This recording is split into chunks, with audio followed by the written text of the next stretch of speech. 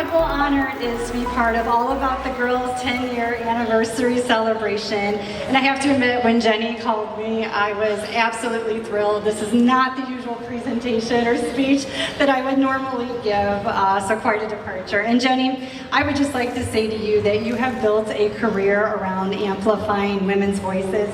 You find us, you give us the space to tell our stories, and you make sure our stories are heard. And we are very lucky to have you in our lives. And I truly believe that every community would be so lucky to have their very own Jenny Craig Brown. So. All right, now the only thing standing between all of you and the rest of your evening is me, so I promise this will be the fastest 45 minutes of, no, I'm joking,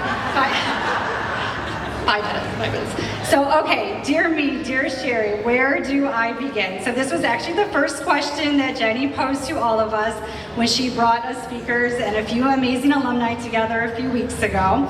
And we started talking, saying, well, all right, well, what age would we give our younger self advice? And I thought, gosh, Jenny, you're really taking it easy on us. I would tell myself a million things. This is the easiest thing.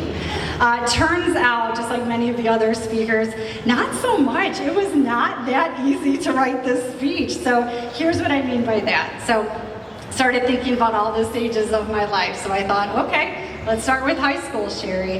No, she wouldn't have listened to older Sherri. So I wanted to be real with you all. I would not have listened to my older self. My mom was the same age I am now when I was in high school. And I loved her dearly, but I didn't listen to her then. So why on earth would I listen to present day Sherri? And the truth is, I wouldn't. High school Sherri knew it all, unfortunately. Like Aubrey said, the teenagers, we know it all.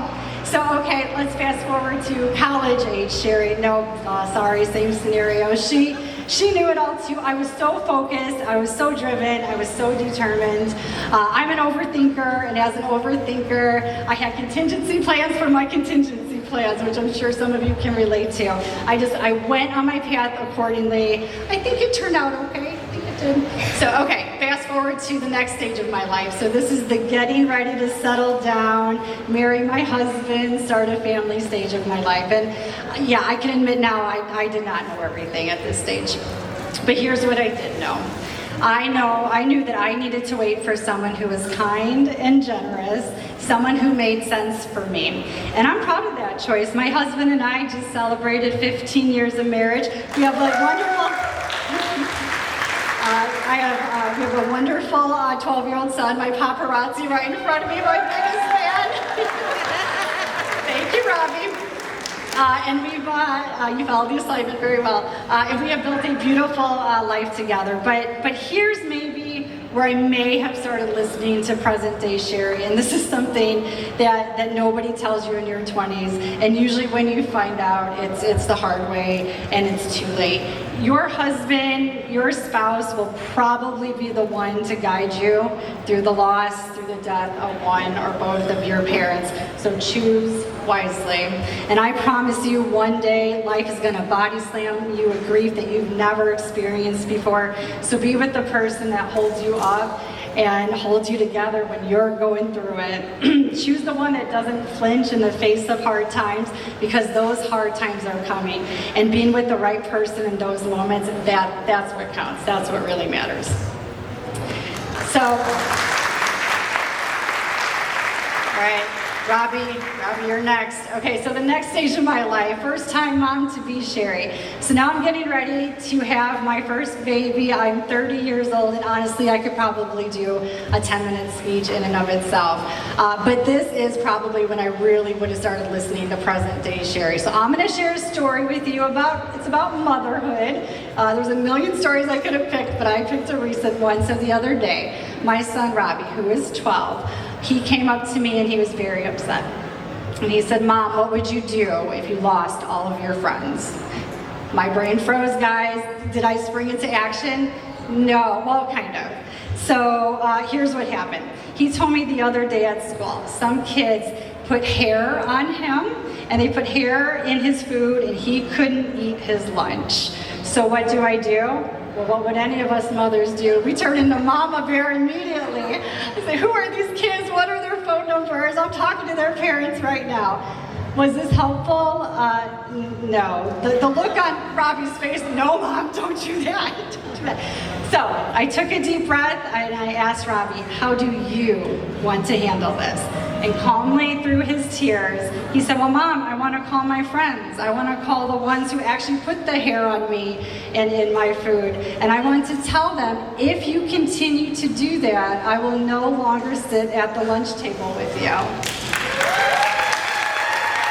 Right? Now, did I think this would work? No, I did not.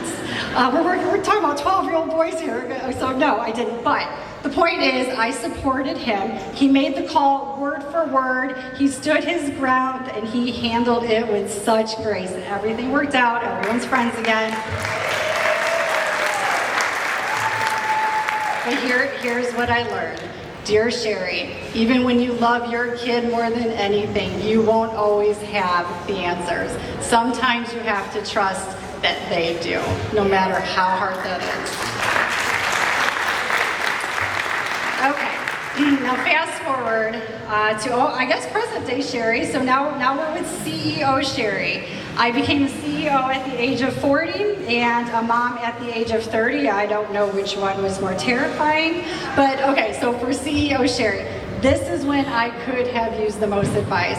This was the first time in my life that I didn't feel entirely confident. I hated that feeling. I've always been pretty self-assured, but this was very unfamiliar territory for me. So, here's what I would have told myself. Dear me, dear Sherri, surround yourself around the people who lift you up. Find those mentors that see your potential before you do. Keep those people close. Those are your people. Everyone has an opinion, that's all right. Everyone has critics in their lives, that's all right too. In fact, if you have critics, that means you're doing something worth talking about. Keep on your path, stay true to yourself. If you can do that, you cannot fail. And when things get rough, and they will, just remember, and a mentor of mine told me this, and it's such simple words to live by, but when things get rough, you can laugh or you can cry. The choice is yours. And I choose to laugh whenever I can. So, all right, lastly, there was a reason I picked Learning to Fly by Tom Petty. Besides the fitting lyrics, here's my quick Tom Petty story. I tell this story a lot. Tom Petty was having a concert in Chicago, and my husband and I, we desperately wanted to go. Ticket prices were so expensive, even the lawn seats. We skipped it and we said, we'll catch him next time. There wasn't a next time, guys. Tom Petty passed away. He died that following year. So, dear Sherri, don't wait. Don't assume that you will always have more time. Hey guys, my mom passed away at 66. She went to bed. She never woke up. She had a heart attack in her sleep. So you know what? Buy those shoes, take that vacation, eat that cake, eat that dessert, go to that concert. Don't be too old or too frugal to live the life that you could have had.